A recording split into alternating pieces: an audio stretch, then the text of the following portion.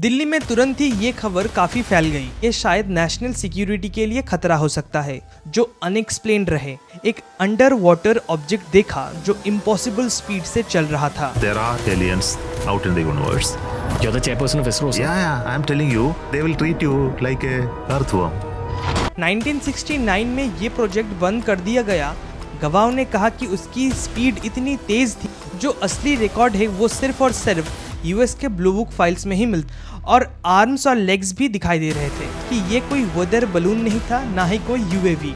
Army ने इसे seriously लिया। ग्राउंड बेस्ड रेडार यूनिट्स और स्पेक्ट्रम एनालिसिस डिप्लॉय किए गए। There is a kind of alien, there is intelligent presence other than human presence in our planet itself. In our planet? Yes. You mean Earth? Yeah. शास्त्रों में लिखा है कि ये विमान मर्क्यूरी वॉर्टेक्स इंजिन्स पर बेस्ड थे और उनमें ऐसे मटेरियल यूज होते थे जो लाइट्स और हीट अब्सॉर्ब कर लेते थे। रिपोर्ट किए गए हैं जो हवा और पानी दोनों में सीमलेसली मूव करते हैं। इंडिया ने चुपचाप यूएफओ साइटिंग और एलियन टेक्नोलॉजी का एक बड़ा खजाना संभाल कर रखा है, लेकिन ये जानकारी आम जनता के सामने बहुत कम आई है। डीक्लासिफाइड पेपर्स, मिलिट्री रिपोर्ट्स और अंदर के लोगों की बातों से ये समझ आता है कि पिछले 70 सालों से सरकार यूएफओ और एलियन के मामले में लगातार ये सब खबरें छुपाते आए हैं। 1951 में दिल्ली का एक घटना इसका सबसे बड़ा सबूत है। इस इंसिडेंट को यूएस एयर फोर्स ने प्रोजेक्ट ब्लू बुक के अंदर अनआइडेंटिफाइड फ्लाइंग ऑब्जेक्ट डिक्लेयर किया है। 1952 से 1969 तक यूएस एयर फोर्स ने एक सीक्रेट मिशन चलाया जिसका नाम था प्रोजेक्ट ब्लू बुक। इसका असली काम था यूएफओ यानी अनआइडेंटिफाइड फ्लाइंग ऑब्जेक्ट्स के रिपोर्ट्स को इन्वेस्टिगेट करना।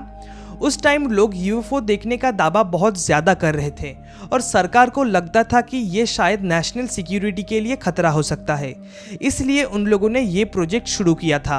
और इस प्रोजेक्ट में टोटल 12,000 से भी ज़्यादा यूएफओ साइटिंग का रिकॉर्ड रखा गया है, जिसमें से ज़्यादातर केसेस को एक्सप्लेन कर दिया गया जैसे वो सब यूएफओज नॉर्मल प्लेन, स्टार या बलून्स थे।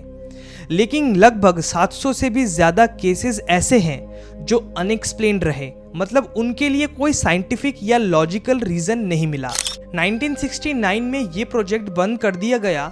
ऑफिशियली गवर्नमेंट ने बोला कि यूएफओ से धरती की सिक्योरिटी या एलियन से कोई भी संबंध नहीं है, पर कंस्पिरेसी थ्योरीज अभी भी चलती रहती है। लोग कहते हैं कि गवर्नमेंट ने यूएफओज और एलियन के सच को छुपा लिया है। तो चलिए अब हमारे भारत में जो यूएफओ वाली घटना घटी है उसमें वापस आते हैं। 15 मार्च 1951 की सुबह दिल्ली के आसमान में लगभग 10:20 पर दिल्ली फ्लाइंग क्लब के मेंबर्स ने आसमान में एक अजीब सा मंजर देखा।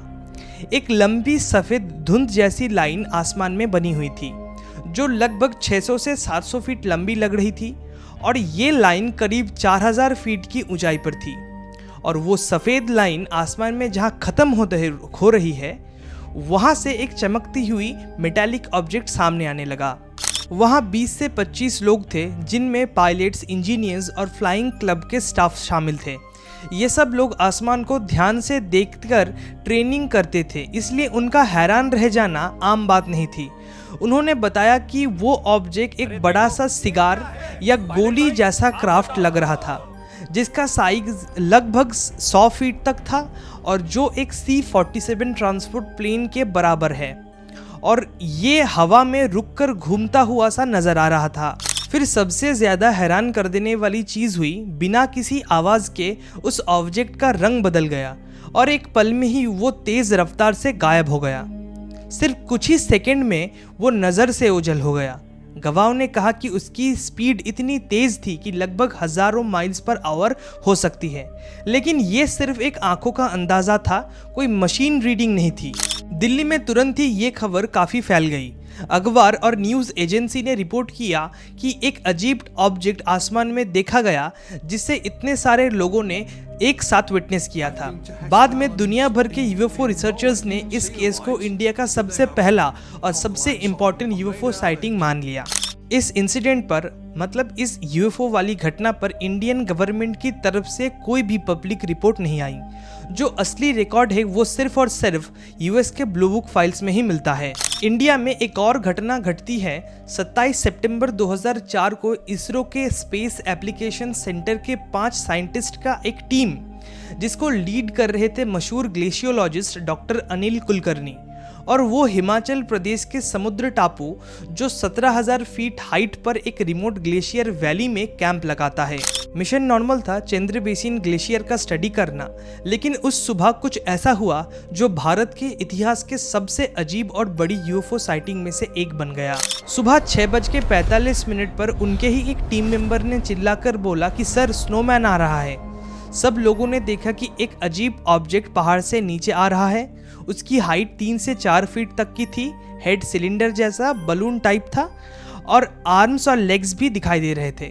बलून की तरह वो जैसे हवा में उड़ने की बजाय चल रहा था। फिर जब ये ऑब्जेक्ट उन साइंटिस्टों की टीम से सिर्फ 50 मीटर दूर था, वो ऑब्जेक्ट अचानक से ही 70 डिग्री का एक एंगल में ऊपर उड़ गया और उगते सूरज की रोशनी में इसका रंग वाइट से ब्लैक और फिर से वापस वाइट होता रहा और फिर सीधा आसमान में वर्टिकली ऊपर उठकर एक डॉट बन गया और गायब हो गया।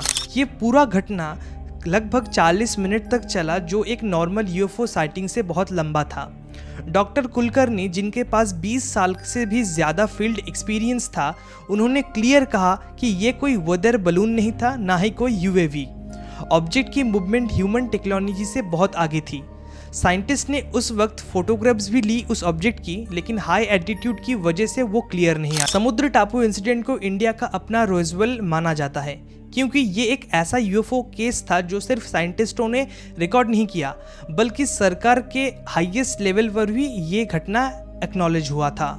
2012 के 1 अगस्त से 15 अक्टूबर के बीच इंडो तिब्बतन बॉर्डर पुलिस और इंडियन आर्मी ने लाइन ऑफ एक्चुअल कंट्रोल पर लद्दाख के ऊपर 100 से भी ज़्यादा यूएफओ साइटिंग डॉक्यूमेंट की। ये येलोइश लाइट्स थी जो चाइनीज साइड से ऊपर उठती थी और 3-4 घंटे तक आसमान में दिखने के बाद गायब हो जाती। आर्मी ने इसे सीरियसली लिया। ग्राउंड बेस्ड रेडार यूनिट्स और स्पेक्ट्रम एनालिसिस डिप्लॉय किए गए, लेकिन रेडार पर कुछ नहीं दिखाई दिया। इसका मतलब था कि ये ऑब्जेक्ट्स मेटालिक नहीं थे। आर्मी ने अपने ड्रोन्स भेजे, लेकिन यूएफओज मैक्सिमम एल्टीट्यूड पर जाकर गायब हो जाते थे। एक और इंसिडेंट जो इम्फाल एयरपोर्ट पर हुआ था, घटना ये थी कि 19 नवंबर 2023 को वीर तिकेंद्रजीत इंटरनेशनल एयरपोर्ट पर एक चीज़ हुआ कि सीआईएसएफ कंट्रोल रूम से रिपोर्ट किया गया था कि एक सफ़ेद ऑब्जेक्ट एटीसी टावर के ऊपर उड़ रहा है और ये ऑब्जेक्ट सनसेट के 21 मिनट पहले यानी 4:05 तक विजिबल था। इस वजह से एयरपोर्ट लगभग 3 घंटे तक बंद करना पड़ा। कई फ्लाइट्स डाइवर्ट हो गई। 6E275 कोलकाता इम्फाल को गुवाहाटी भेज दिया गया और 6E5118 दिल्ली इम्फाल को कोलकाता डाइवर्ट करना पड़ा। 3 फ्लाइट्स ग्राउंड पर डिले हो चुका था। ये पहली बार था जब एक यूएफओ साइटिंग ने इंडिया पर कमर्शियल एविएशन को इतना बड़ा डिस्टरबेंस का सामना करना पड़ा था। 29 अगस्त 2024 को ISRO chairman doctor S Somnath ने द रणवीर शो में एक शॉकिंग स्टेटमेंट दिया। Do you think our planet is visited by extraterrestrials? Absolutely no doubt about it. There are aliens out in the universe. You're the chairperson of ISRO, sir. Yeah, I'm telling you, they will treat you like a earthworm. यहाँ तक कि ISRO scientist Jijith नाडुमुडी साहब ने ये भी बोला, There is a kind of alien, there is intelligent presence other than human presence in our planet itself. In our planet? Yes. You mean Earth? Yeah. India का UFO research सिर्फ मॉडर्न एनकाउंटर्स तक limited नहीं है। प्राचीन संस्कृत ग्रंथ विमानिका शास्त्र में विमांस यानी फ्लाइंग मशीन्स का जिक्र है जो मर्क्यूरी पावर्ड इंजन से चलती थी। शास्त्रों में लिखा है कि ये विमांस मर्क्यूरी वॉर्टेक्स इंजिन्स पर बेस्ड थे और उनमें ऐसे मटेरियल यूज होते थे जो लाइट्स और हीट अब्जॉर्ब कर लेते थे। ये डिस्क्रिप्शन आज के यूएफओ प्रपोल्सन थ्योरी और टेक्नोलॉजी को से सरप्राइजिंगली मैच करते हैं। इंडियन नेवी के रिकॉर्ड्स में कई बार ऐसे यूएसओज यानी अनआइडेंटिफाइड सबमर्सिबल ऑब्जेक्ट्स रिपोर्ट किए गए हैं जो हवा और पानी दोनों में सीमलेसली मूव करते हैं। अरेबियन सी के एक एंटी पायरेसी मिशन के दौरान इंडियन नेवी शिप्स ने एक अंडर वाटर ऑब्जेक्ट देखा जो इम्पॉसिबल स्पीड से चल रहा था। तो ये था हमारा पूरा video and thank you guys इस फुल वीडियो को देखने के लिए। ये नया सेटअप है वो पुराने रूम में ही मैं थोड़ा चेंज करके इसको ठीक कर लिया हूँ। एंड सेकेंड थिंग, मेरी हिंदी उतनी अच्छी नहीं है, तो जस्ट मुझे अगर कोई गलती हो जाए तो माफ़ कीजिएगा। एंड ये बहुत ही नया चैनल है, अगर कुछ भूल चूक हो जाए उसके लिए भी तहे दिल से माफ़ी चाहता हूँ आप लोगों के साथ, और ढेर सारा प्यार दिखाएगा इस चैनल पर।